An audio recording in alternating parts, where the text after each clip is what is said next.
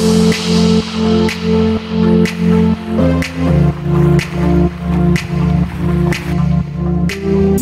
behind us. Dollar bill, y'all.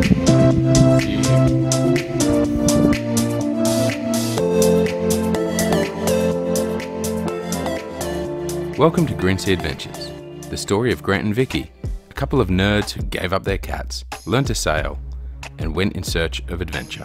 Our story begins in Brisbane, on the east coast of Australia, where we attended the Southern Cross RYA sailing school. There we fell in love with sailing.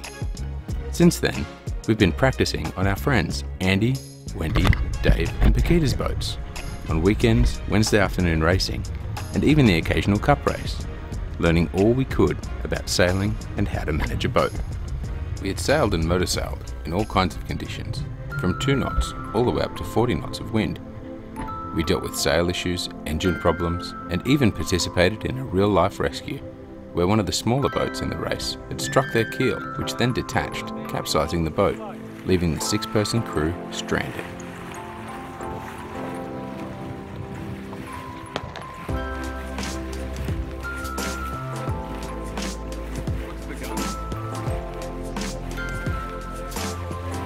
It's not always possible to get a lot of good footage while racing, but these shots came from Moreton Bay on a few different race occasions. Even if we hadn't been planning to get our own boat and spend a year overseas, we still would have valued our experience on Moreton Bay, learning different techniques from different skippers.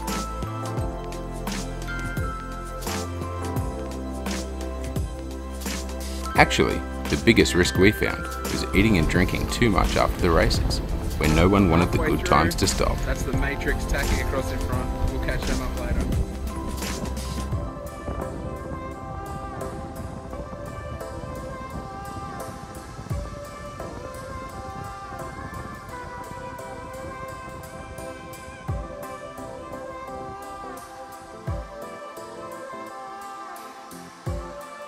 We can't express our gratitude enough to Andy, Wendy, David and Paquita, who opened their boats to us time and time again, teaching us everything we know.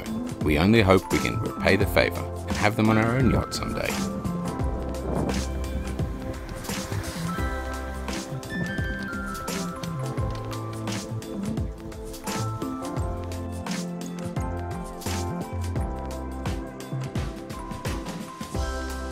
All too soon, the time had come to say goodbye to our friends and family. We boarded a plane and flew to Florida, eager to find our sea legs. We'd been offered a place to stay by a friend of a friend's parents. We eagerly accepted, knowing that every dollar we saved was another dollar we could spend on our boat.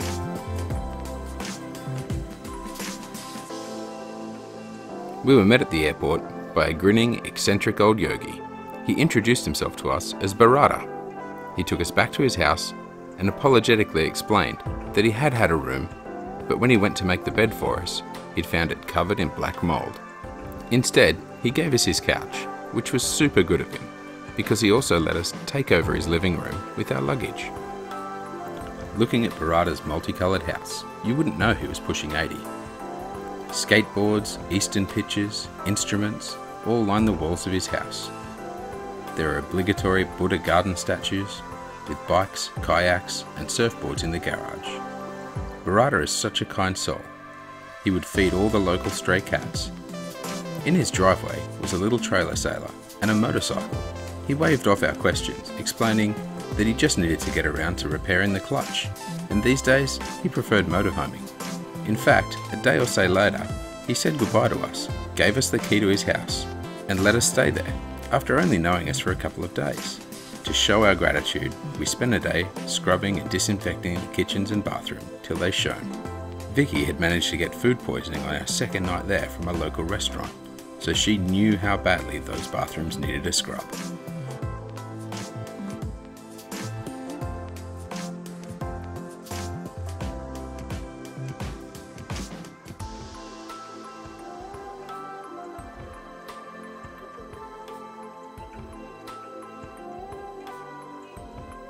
Bharata only had one rule for his house: no meat, which meant plenty of fruit, which meant lots of fruit flies.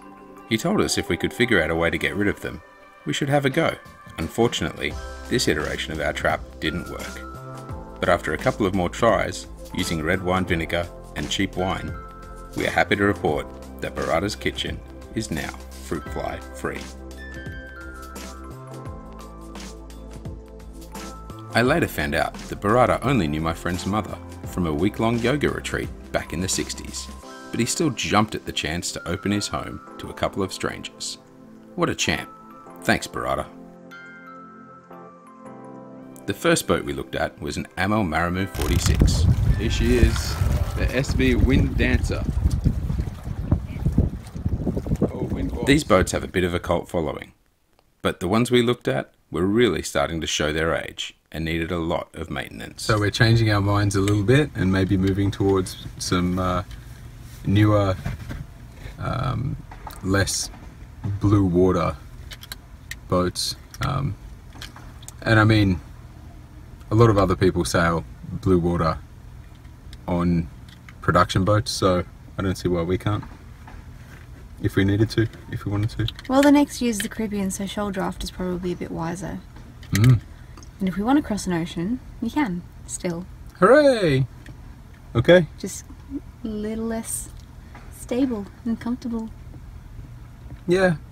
I guess realistically, we're not going to be spending the most of our time at sea, so most of it will be off hook.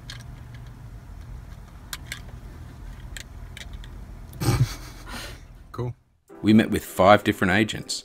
Some would barely answer Vicky's questions, ignoring her to speak to me. And worse, most of them only wanted to talk politics, despite our lack of interest in the topic. Unbidden, we were told about how Trump was going to drain the swamp. Drain the Everglades, we said? That seems a little insane.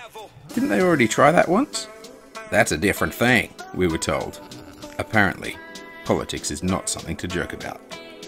And so, when we met a good broker, we stuck to her like glue. This is Julie, from St. Bart's Yacht Brokers in Jacksonville. She asked us our plans, had real-life experience as a liveaboard, and used that to help us pick the perfect boat for what we wanted. She showed us some real gems, like this sweet little half-cockpit Beneteau 40. It was in immaculate condition. In the end, we only turned it down because it lacked cruise-ready inclusions like solar panels and dinghy dabber. Though having only been sailed in freshwater in Jacksonville for most of its life and having no corrosion, it was a tough call. Buying a yacht is all about compromise. On the one hand, if we could spend the time outfitting this boat, it might have been perfect. On the other hand, if we took too long, we might never actually get to go cruising, and we only had 1 year.